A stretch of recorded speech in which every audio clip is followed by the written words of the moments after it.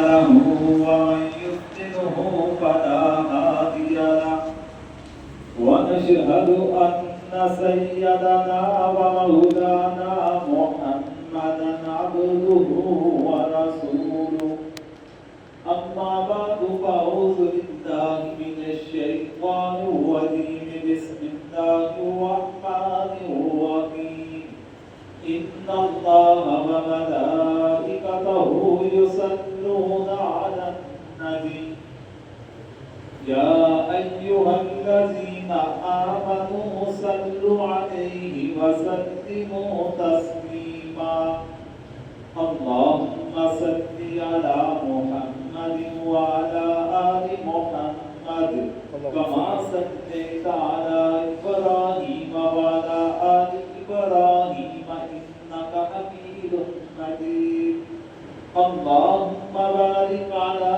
محمد وعلى آل محمد كما باركت على إبراهيم وعلى آل إبراهيم إنك حميد مجيد صدق الله مولانا العظيم. میرے محترم سامعین گرامی، آج آپ حضرات کے سامنے قربانی کے مسائل پر بات کرنا چاہوں گا. دعا کیجیے اللہ تبارک و تعالیٰ قرآن و سنت کی روشنی میں صحیح اور حق بیان کرنے کی، آپ سب کو سننے کی اور اللہ تعالیٰ ہم سب کو عمل کرنے کی توفیق عطا فرمائے. محترم سامعین گرامی، قربانی کے مسائل میں سب سے پہلے تو یہ ہے کہ جو بھی قربانی کرنے کا ارادہ رکھتا ہے اسے چاہیے کہ اپنی نیت کو خالص بنا دے. نیت میں اخلاص ہونا چاہیے کہ میں اللہ تبارک و تعالیٰ کی رضا حاصل کرنے کے لیے، اللہ تبارک و تعالیٰ کا حکم پورا کرنے کے لیے حضرت ابراہیم علیہ السلام کی سنت کو پوری کرتے ہوئے اللہ تعالیٰ کے راستے میں قربانی کرتا ہوں.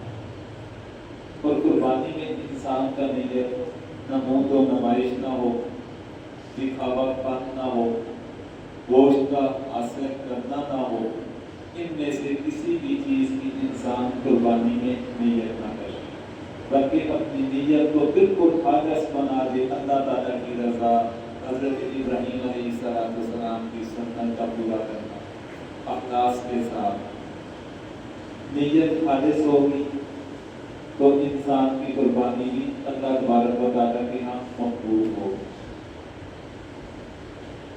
نبی کریم علیہ السلام کا فرمان ہے کہ تمام اعمال کا دار و مدار نیت پر ہے. انما الاعمال بالنیات، کہ جس طرح ہماری نیت ہوگی تو ہمارے عمل کو اسی طرح کی برکت بھی اللہ تبارک و تعالیٰ عطا فرمائیں گے. نیت اچھی ہے اس کا بدلہ بھی اچھا ہے، نیت بری ہے اس کا بدلہ بھی برا ہے. اب پہلی بات تو یہ ہے کہ انسان جذبات کو خریدتے وقت، قربانی کرتے وقت اپنی نیت کو خالص رکھے. پھر دوسرے نمبر پر جس قیمت کے ساتھ جذبات کو خریدا جا رہا ہے، جس قیمت کے ساتھ جذبات کو خریدا جا رہا ہے وہ پیسہ بھی خالص ہونا چاہیے. جس طرح نیت کے اندر ملاوٹ قابل قبول نہیں، اسی طرح مال کے اندر بھی ملاوٹ قابل قبول نہیں. کہ انسان اللہ تعالیٰ کے راستے کے اندر جب خرچ کرے گا، جب مال کو قربان کرے گا، حرام پیسہ لگا کر قربانی خریدے گا تو وہ جذبات کیسا اللہ کے راستے میں انسان قربان کرے، وہ جذبات کیسے اللہ تبارک و تعالیٰ اسے قبولیت کا شرط عطا فرمائے. اس لیے جب انسان جذبات قربانی کا خریدے تو خریدتے وقت اپنے مال کا بھی انسان حساب کتاب لگا لے کہ میرا پیسہ خالص ہے یا میرا پیسہ خالص نہیں ہے، کہ حلال کا میرے پاس پیسہ ہے یا میں نے حرام کا پیسہ اکٹھا کر کے تو اس پر قربانی میں ان پیسوں کی قربانی خرید رہا ہوں، یا اپنے بہن بھائیوں کا حق ضبط کر کے اس پر مجھے جو منافع مل رہا ہے اس پر میں قربانی کرتا ہوں. اب ایک طرف انسان اللہ تعالیٰ کے راستے میں قربانی کر رہا ہے، دوسری طرف دیکھیں اپنی بہنوں کی جائیداد کے اوپر قبضہ کر رکھا ہے. اپنے بھائیوں کے حقوق کے اوپر انسان نے قبضہ کر رکھا ہے، تیسری جانب دیکھے اپنے والدین کے حقوق ضبط کر رکھے ہیں، ایک طرف دیکھے اپنی ماں کو رلا رہا ہے، یعنی کہ ان تمام چیزوں کا حساب کتاب لگا کر اپنے مال پر نظر رکھے کہ میرا مال حلال کا ہے یا حرام کا ہے۔ مال کو بھی انسان حلال رکھ کر اس کے مطابق ان پیسوں سے انسان قربانی کرے۔ پھر اسی کے اندر ایک مسئلے کی وضاحت کرنا چاہوں گا۔ ایک بندہ ہے، اس کے پاس سارے کا سارا حرام کا مال ہے، اس کے پاس حلال کا پیسہ نہیں، اسے پھر چاہیے کہ وہ قربانی کرے، اس بندے کو چاہیے کہ وہ قربانی کرے ہی نہ، کیونکہ اللہ تبارک و تعالیٰ حرام مال کو قبول نہیں کرتے۔ اللہ تبارک و تعالیٰ حرام مال کو قبول نہیں کرتے۔ حرام مال وہ ایک ردی ہے، گندگی ہے۔ حرام کا مال وہ ایک گندگی ہے، اس گندگی سے ایک مسلمان کو چاہیے کہ اپنی جان کو چھڑانے کی اسے اللہ تعالیٰ کے راستے میں خرچ کرنے والا کام نہ کرے۔ گندگی کو اللہ تبارک و تعالیٰ کے راستے میں خرچ کرنے کی کوشش نہ کرے۔ اگر اللہ تعالیٰ کے راستے میں گندگی کو خرچ کرے گا تو اپنے ایمان سے بھی جائے گا، اپنا ایمان بھی وہ محفوظ نہ رکھ پائے گا۔ تو اس لیے جس کے پاس سارے کا سارا مال حرام ہے وہ قربانی کرے ہی نہ، اس کے لیے یہ بہت بہتر ہے۔ پھر ایک اور مسئلے کی وضاحت کرنا چاہوں گا کہ بعض لوگ ہوتے ہیں پیسہ تو حرام کا ہے لیکن لوگوں کو دکھانا بھی تو ہے کہ میرے پاس میں بڑا مالدار ہوں، اس لیے میں نے قربانی کے اندر حصہ بھی ڈالا۔ وہ اسے اپنے ایمان کی بھی فکر نہیں ہوتی، لیکن ان لوگوں سے ایک دردمندانہ ہماری درخواست ہے کہ وہ کسی کے ساتھ حصے دار نہ بنا کریں، وہ بڑے جنبات میں کسی کے ساتھ حصے دار نہ بنا کریں۔ حصے دار بن کر باقی جو ان کے حصے دار 6 ہیں ان کی قربانی کو بھی یہ خراب کرے گا، وہ ان کی باقی 6 افراد کی بھی قربانی کو خراب کرے گا، کیونکہ جس وقت ایک بالٹی ہو اس میں دودھ ہو، بالٹی میں انسان دودھ ڈالتے تو بری ہوئی ہے دودھ کے ساتھ، اس میں 1-2 قطرے پیشاب کے ڈالتے ہیں، انسان سارے دودھ کو خراب کرے گا یا نہیں کرے گا؟ وہ پیشاب کے 2 قطرے، کوئی مسلمان ہے جو اسے پیے گا دودھ کو؟ صاف انسان کبھی اسے استعمال کرے گا؟ وہ کہے گا اس کے اندر گندگی مل چکی ہے، یہ سارے کا سارا دودھ اس میں خراب کرتی ہے۔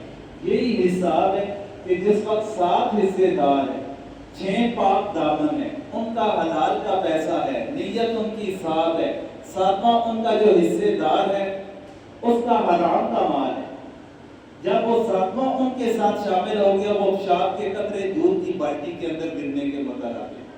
جس طرح چند پیشاب کے قطرے اس نے پوری بالٹی کو گندا کر دیا، اس طرح ایک حصے دار نے باقی 6 حصے داروں کے حصے کو بھی خراب کر دیا۔ اس لیے حصے دار بناتے ہوئے ان باتوں کو انسان مد نظر رکھا کرے، اور حصے دار بننے والا وہ بھی اپنے مال اور اپنی نیت کو مد نظر رکھ کر حصے دار بننے کی کوشش کرے۔ جس کا مال کا حرام ہے، حرام مال ہے، نیت خراب ہے، وہ کوشش کرے کہ کسی کے ساتھ حصے دار نہ بنے۔ پہلے تو وہ قربانی نہ کرے، قربانی کرنی ہی ہے، کسی کے ساتھ حصے دار نہ بنے۔ انفرادی حیثیت میں چھوٹے جانور خریدے، قربان کرتا ہے کر کے، وہ جانے، اس کا ایمان جانے، اس کی اپنی صرف ذات تک وہ معاملہ رہے گا، باقیوں کی قربانی کے اوپر اس کے اثرات نہ ہوں گے۔ تو اس لیے جب حصے دار بنائیں، حصے دار بنانے کے اندر بھی انسان کو احتیاط کرنی چاہیے۔ کوئی ایسا حصے دار اپنے ساتھ شامل نہ کریں کہ جو حصے دار جس کا سارے کا سارا مال حرام کا ہے۔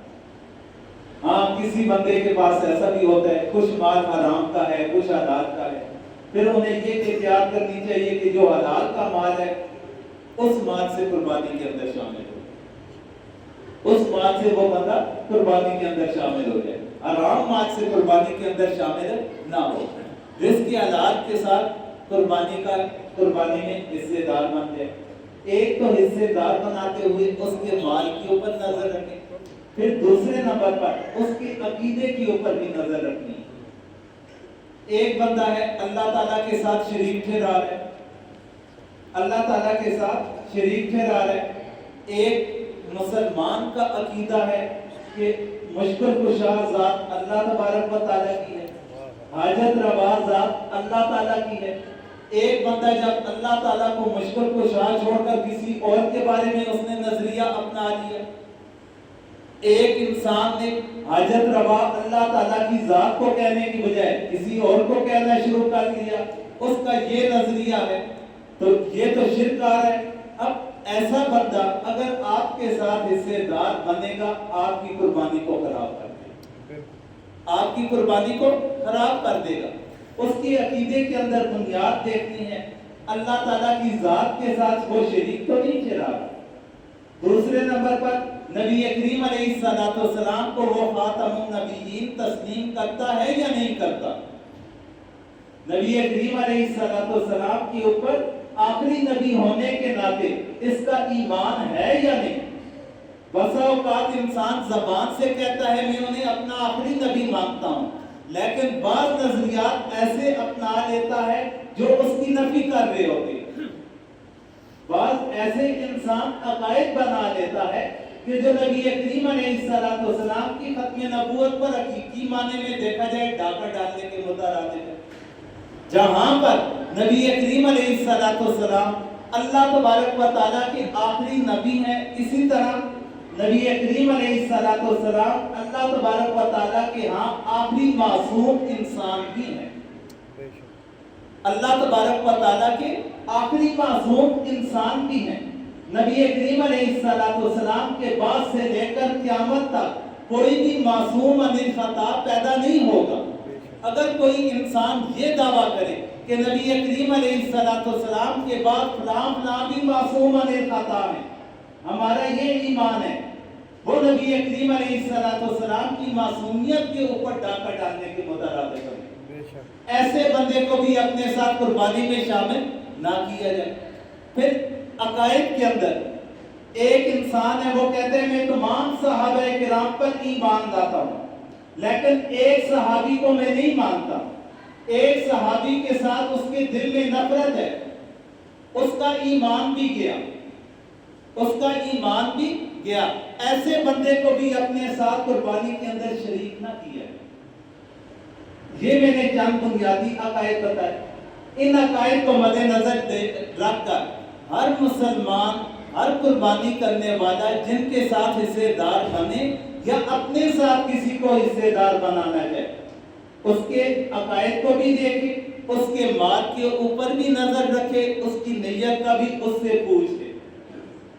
یہ چند چیزوں کی تسلی کرنے کے بعد اپنے ساتھ حصے دار بنائے یا ان کے ساتھ حصے دار بننے کی کوشش۔ یہ چیزیں حصے دار بننے کے لحاظ سے۔ اب حصے دار کتنے بن سکتے ہیں؟ اگر چھوٹا جانور ہے، بکرا ہے، بکری ہے، دمبا، بھیڑ، ایسا جانور ایک بندہ اپنی طرف سے وہ قربانی کر سکتا ہے۔ ایک بندے کی طرف سے وہ قربانی ہو، اپنی ذات کی طرف سے کرے، اپنی ماں کی طرف سے کرے، اپنے باپ کی طرف سے کرے، اولاد میں سے کسی کی طرف سے، اس میں صرف ایک کی نیت ہو، ایک کے ساتھ دوسروں کو شریک ہو نہ ٹھہرائے۔ اگر بڑا جانور ہے، گائے ہے، بیل ہے، بھینس ہے، اونٹ ہے، تو ایسے جانوروں میں زیادہ سے زیادہ تعداد وہ 7 کی ہے۔ 7 سے زیادہ حصے دار نہیں بن سکتے، 7 سے زیادہ حصے دار نہیں بن سکتے، 7 سے کم مقدار کے اندر حصے دار بن سکتے جتنے چاہیں۔ ایک بندہ ہے، اللہ تعالیٰ نے اسے مال و دولت سے نوازا، اس کی خواہش ہے میں بیل لوں گا، گائے لوں گا، بھینس لوں گا، اونٹ لے لوں گا، اپنی ذات کی طرف سے اکیلا میں قربانی کروں۔ کر سکتے ہیں، اکیلا بھی پورا جانور بڑا قربان کر سکتے ہیں، کوئی مسئلہ نہیں۔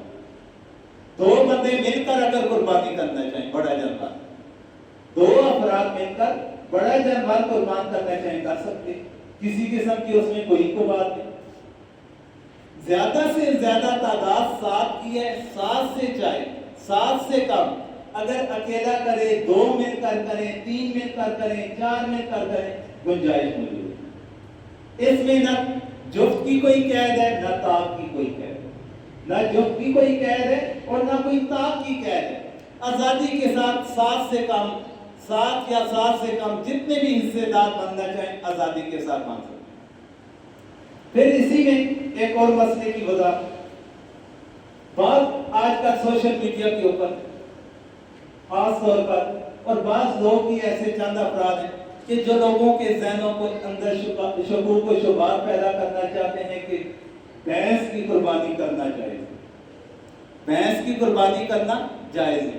پھر بعض لوگوں کی یہ سوچ ہوتی ہے اگر گائے بھی موجود ہے تو پھر ہمیں اختلاف میں پڑھنے کی کیا ضرورت ہے. اختلاف میں پڑھنے کی کیا ضرورت ہے، اس لیے گائے یا بیل کی طرف چلے جائیں، بھینس والا سلسلہ ہی ہم چھوڑ دیتے ہیں.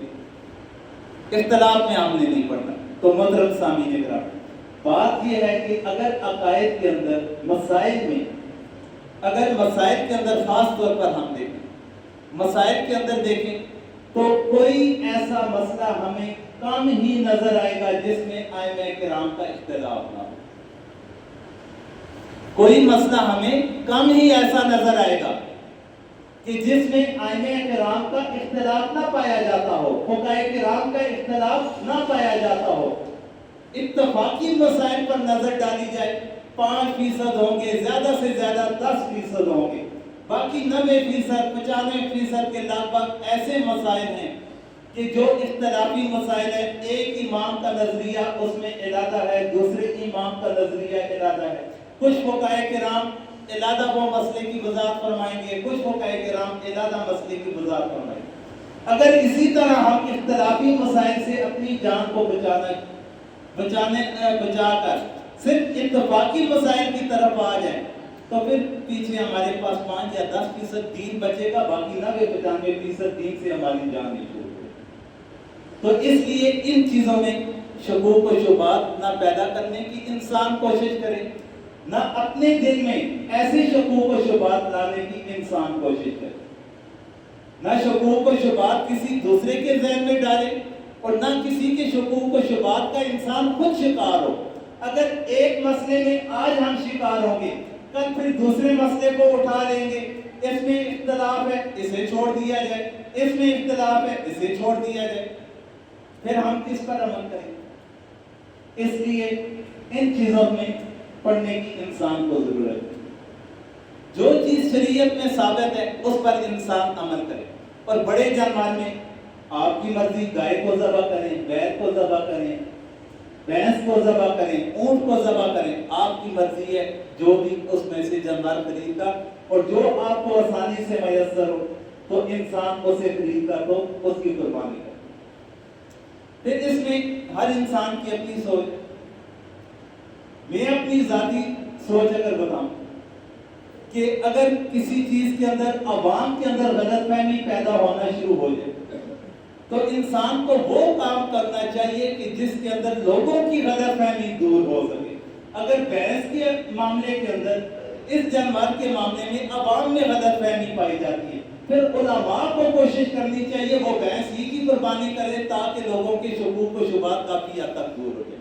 یا مذہبی جماعتوں سے تعلق رکھنے والے افراد، انہیں کوشش کرنی چاہیے کہ وہ ایسی چیز کی طرف آئیں تاکہ لوگوں کے شکوک و شبہات دور کیے جا سکیں. خود عملی طور پر انسان آگے آئے گا تو تب دوسرے لوگ بھی، انہیں بھی حوصلہ ملے گا، تسلی ملے گی اور وہ بھی آسانی کے ساتھ وہ کام کر سکیں. اس کی مثال نبی کریم علیہ السلام کی زندگی میں بھی ہمیں ملتی ہے. اللہ تبارک و تعالیٰ نے نبی کریم علیہ السلام کو حکم دیا منہ بولا بیٹے کی متعلقہ کے ساتھ نکاح کرنے کا. منہ بولا بیٹے کی متعلقہ کے ساتھ نکاح کرنے کا. ایک بندہ ہے، اس نے گود لے لیا کسی بچے. اب گود لے لینے سے اس کا حقیقی بیٹا نہیں بن سکتا. عرب کے اندر رواج تھا کہ جس نے کہہ دیا، دعویٰ کر دیا کہ یہ فلاں میرا بیٹا ہے، محفل میں اعلان کر دیا، اب وہ اس کا بیٹا تصور ہو. اب وہ اس کا جائیداد میں بھی وراثت بنے گا. جس طرح حقیقی بیٹے کے حقوق ہیں وہ سارے کے سارے اسی حقوق ملتے ہیں. نبی کریم علیہ السلام نے حضرت زید بن حارثہ رضی اللہ تعالیٰ عنہ کو اپنا منہ بولا بیٹا بنا رکھا تھا. اب اللہ تبارک و تعالیٰ نے اس رسم کو ختم کرنا تھا.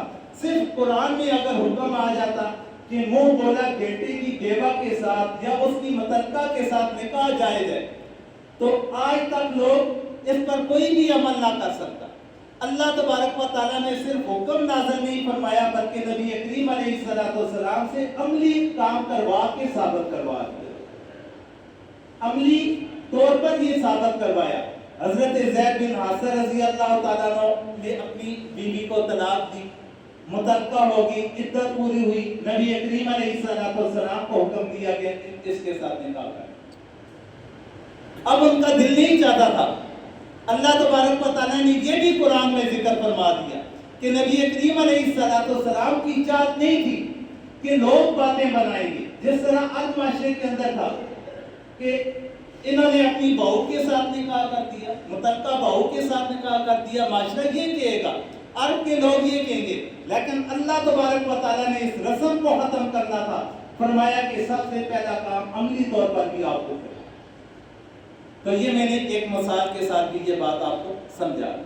اب بات یہ ہے کہ حصے داروں کا معاملہ بھی آ گیا، جانور کون سے ذبح کرنے ہیں، پھر جانوروں کے اندر ان کی عمر کے لحاظ سے بھی خیال رکھنا ہے۔ اگر چھوٹا جانور ہے ان کی عمر کم از کم 1 سال ہونی چاہیے، دمبا ہے، بھیڑ ہے، بکرا ہے، بکری ہے، کم سے کم 1 سال ہونی چاہیے۔ 1 سال سے کم عمر کا ہو تو اس کی قربانی سے اپنے آپ کو بچائیں۔ لیکن اگر دمبا، بھیڑ وغیرہ یہ جو جانور ہے، بکرا بکری نہیں، دمبا بھیڑ، یہ جانور اگر عمر کے لحاظ سے 6 مہینے سے زائد ہیں، 1 سال سے کم ہے، 6 مہینے اور سال کے درمیان ان کی عمر بن رہی ہے، لیکن ان کی جسامت ایسی ہے اگر انہیں 1 سال کے بھیڑ اور دمبوں میں چھوڑ دیا جائے تو فرق کرنا ممکن نہ ہو، ان کے درمیان فرق کرنا ممکن نہ ہو، یعنی اچھی خاصی ان کی جسامت ہو، تو پھر فقہائے کرام فرماتے ہیں کہ ان میں گنجائش موجود ہے، ان میں پھر گنجائش موجود ہے، پھر قربانی کی جا سکتی ہے۔ پھر اسی طرح بڑا جانور، اچھا اس میں کم سے کم عمر 2 سال ہونی چاہیے، بھینس ہے یا گائے ہے، ان جانوروں میں اونٹ ہے تو کم سے کم عمر اس کی 5 سال ہونی چاہیے۔ اب بسا اوقات ہمارا جو معاشرہ ہے، ہمارے معاشرے میں کسی کے اوپر اعتماد کرنا ذرا مشکل ہو جاتا ہے، کسی کے اوپر، کسی کی زبان پر اعتماد کرنا وہ مشکل ہو جاتا ہے، کیونکہ ہم دیکھتے بھی رہتے ہیں، خاص طور پر کاروباری لوگ، میرے سامنے بھی زیادہ تر کاروباری لوگ ہی بیٹھے ہوتے ہیں، 10 روپے منافع کی خاطر قسمیں بھی جھوٹی اٹھا کر گاہک کو پھنسانے کی کوشش کرتے ہیں، 100 روپیہ منافع حاصل کرنے کے لیے بڑے بڑے کلمے بھی پڑھ کر تو ان کے سامنے جھوٹ بیان کیا جاتا ہے۔ اکثر ہم دیکھتے بھی رہتے ہیں، معاشرے کے اسی کے افراد، میں بھی فرد ہوں، آپ کی اسی معاشرے کے افراد ہیں، اور آپ خود بھی اندازہ لگا لیں کہ دن میں کتنی جھوٹی قسمیں اٹھاتے ہوں گے کاروباری لوگ، اور کتنوں کو اپنے جھوٹ کے اس کے اندر پھنسانے کی کوشش کرتے ہوں گے، کبھی نارمل انداز میں جھوٹ بولیں گے، کبھی قسم اٹھا کر جھوٹ بولیں گے، کبھی کلمے بھی پڑھ لیتے ہیں، ایسے دکاندار بھی ہمارے بازاروں میں نہیں۔ تو اب ایسے حالات میں کسی کے اوپر اعتماد کرنا کہ یہ جو جانور کی عمر بتا رہا ہے تو حقیقت پر مبنی ہے یا اپنی طرف سے اس میں بھی دھوکہ دہی کا مظاہرہ کر رہے ہیں۔ پھر جو ماہرین کی بتائی ہوئی نشانیاں کہ جس طرح دانتوں کو چیک کر کے اندازہ لگا لیتے ہیں کہ یہ اس کی عمر اتنی بن رہی ہے یا نہیں بن رہی، زیادہ بہتر طریقہ یہ ہے کہ دانتوں کو دیکھ کر تو اس کے مطابق انسان فیصلہ کرے، دانتوں کو دیکھ کر اس کے مطابق فیصلہ کر لیا جائے۔ قرآن و سنت تو ہمیں کہتی ہے دوسرے مسلمان پر اعتماد کیا جائے، لیکن آج کا ہم حالات دیکھ لیں، ہمارا جو معاشرہ بن چکا ہے، ان حالات کو مد نظر رکھ کر پھر جو اس کی ظاہری علامات ہیں، ان علامات پر تسلی کرنے کے بعد آپ فیصلہ کریں۔ ظاہری علامات کو دیکھ کر، دانتوں کو خاص طور پر دیکھا جاتا ہے، اس کے مطابق اس کا فیصلہ کیا جائے کہ یہ جانور خریدنا ہے یا نہیں خریدنا۔ پھر اس کے ساتھ میں ہمارے بعض لوگ 3-4 لاکھ روپیہ خرچ کر لیں گے بڑا جانور خریدنے پر، اور کمیٹی کی یا انتظامیہ کی 5-10 ہزار روپیہ جو فیس ہے اس سے جان بچانے کے لیے دھوکہ دہی کا مظاہرہ بھی ہم کر بیٹھتے ہیں۔ 3-4 لاکھ روپیہ خرچ کر لیں گے، 10-15 हज़ार रुपया 20,000 रुपया खर्च करते हुए हमें तकलीफ होना शुरू हो जाती है। तो मोहतरम सामीन गिरामी, अगर किसी बंदे ने मंडी में किसी के साथ सौदा तय कर लिया, आपस में मामला क्लियर हो गए, डील हो गई, जानवर का मामला वहां पर तय हो चुका, फिर मंडी की फीस को लाजमी तौर पर अदा करें। वो टैक्स है, टैक्स के नाम के साथ है, फीस की सूरत में है, जो भी है उस मद में वहां पर अदा करना लाजमी है। अगर वहां पर आपके मामला क्लियर नहीं हुए, फाइनल नहीं हुए, बाहर कोई बंदा नजर आ गया, दोबारा से उसके साथ मुज़ाकरात हुए, मामला तय करने की कोशिश हुई, मामला तय हो गए, अब मंडी की हुदूद से अगर बाहर आपके मामला तय हुए, फिर आपके लिए फीस अदा करना लाजम और जरूरी नहीं होगा। फिर आपके लिए फीस अदा करना जरूरी नहीं होगा। हाँ, अगर मंडी में आपका सौदा हो चुका, फिर उससे कह दिया कि आप जानवर को बाहर लेकर जाओ, मैं पैसे बाहर आपको आकर दूंगा, वहां पर आपसे मैं लेन देन कर लूंगा, ये धोखाधड़ी है। धोखाधड़ी से अपने आप को बचाना है, और खास तौर पर इबादत के मामलात में अपने आप को धोखाधड़ी से महफूज रखना है, बचाने की कोशिश करना है। फिर इसी तरह कुर्बानी, हिस्सेदार का मामला, हिस्सेदारों में जिस वक्त गोश्त की तकसीम का वक्त आता है, एक बंदा वो कहता है कि 2 पाए मैं ले लूंगा, मेरी माँ बीमार है। कोई कह देगा 2 पाए मैं रखूंगा, मेरी बेगम साहिबा बीमार है। कोई किसका कह देगा, एक कह देगा मेरा फलां बीमार है, मैं सीरी में रख लूंगा, मगज में रख लूंगा, चले जी बाकी गोश्त को तकसीम कर दे। अब बाकी जो उनके हिस्सेदार होते हैं, 2 पाए एक ने रख लिए, 2 पाए दूसरे ने रख लिए, एक सीरी एक हिस्सेदार ने रख लिए, बाकी 4 का क्या कसूर है? बाकी 4 हिस्सेदारों का क्या कसूर है? उन्होंने भी तो उतने ही पैसे दिए कि जितने पैसे सीरी रखने वाला दे रहा है या पाए रखने वाला दे रहा है, तो बाकी हिस्सेदारों का क्या कसूर है? हमारे माशरे में, हमारे इलाके में, हमारे महल्ले में ये चीज बड़ी पाई जाती है, देखते भी रहते हैं। खुश दिली के साथ अगर किसी के हवाले इंसान कर ले, हो जाए, लेकिन इस तरीके से एक बंदा महफिल में बोल पड़ता है, बाकी कि अब अगर मैंने इसे कहा न रखो, मुझे भी जरूरत है, तो कहेंगे ये कैसा बंदा।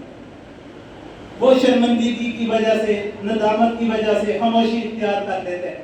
तो इस तरह कुर्बानी खराब ना किया, इस तरह कुर्बानी खराब ना किया करें। बाकी मामलात में हम 1-1 रुपए का हिसाब लगाते हैं कि जानवर को खरीदा है 30,556 रुपए बने हैं, उसमें 1 रुपया भी किसी को नहीं छोड़ेंगे। 1-1 रुपए का हिसाब लगाते हैं, कैलकुलेटर निकालते हैं, जितनी भी रकम बनेगी तकसीम करेंगे साथ के साथ, इतने हजार, इतने 100 और इतने रुपए बन गए, तो उसके अंदर कमी बेशी नहीं। अगर वहां पर हम कमी बेशी 1 रुपए की भी नहीं करते, फिर यहाँ पर क्यों सीरी और पाए के अंदर कमी बेशी करना शुरू करें? तमाम हिस्सेदारों का हिस्सा बनता है पाए के अंदर भी, तमाम हिस्सेदारों का हिस्सा बनता है सर में भी, मगज में भी। जिस तरीके से गोश्त को 7 हिस्सों में तकसीम किया जाता है, इसी तरह पाए भी, उन्हें भी टुकड़ों में तकसीम करके 7 हिस्सों में तकसीम किया जाए, उसके मगज को भी 7 हिस्सों में तकसीम किया जाए, कलेजी को भी 7 हिस्सों में तकसीम, बराबरी में तमाम मामला, तब जाकर हमारी कुर्बानी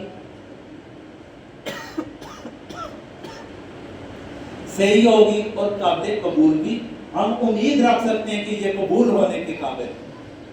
कबूल होने की हम किस वक्त उम्मीद रखेंगे?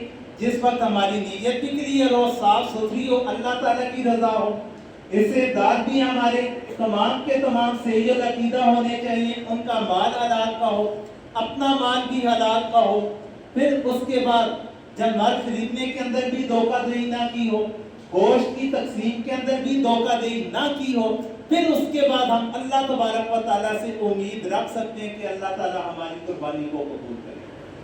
अगर इन मामलात में से किसी एक मामले में हमने खराबी पैदा कर ली, फिर हम कैसे उम्मीद रखें? तो इन चीज़ों को मद्देनजर रखें कुर्बानी करते वक्त कि हर मामला صاف ستھرا ہونا چاہیے، نیت صاف ہو، مات صاف ہو اور معاملات سارے صاف ہونے چاہیے۔ تو اللہ تعالیٰ سے دعا ہے اللہ تعالیٰ ہم سب کو ہر قسم کے معاملات میں خالص نیت کے ساتھ قربانی کرنے کی توفیق عطا فرما۔ یا اللہ جو قربانی کرنے کا ارادہ رکھتے ہیں ان کی قربانیوں یا اللہ ان کے لیے آسانی فرما۔ یا اللہ جو قربانی کریں ان کی قربانی کو اپنی بارگاہ میں قبول و منظور فرما۔ یا اللہ ہم سب مسلمانوں کو ہمت اور توفیق عطا فرما۔ یا اللہ جتنے بھی مسلمان بیمار ہیں سب کو صحت کاملہ عطا فرما۔ یا اللہ تمام صاحب ایمان جو دنیا سے رخصت ہو چکے ان کی مغفرت فرما۔ وصلی اللہ تعالی علی خیر خلق محمد وعلی آلہ واصحابہ اجمعین برحمتک یا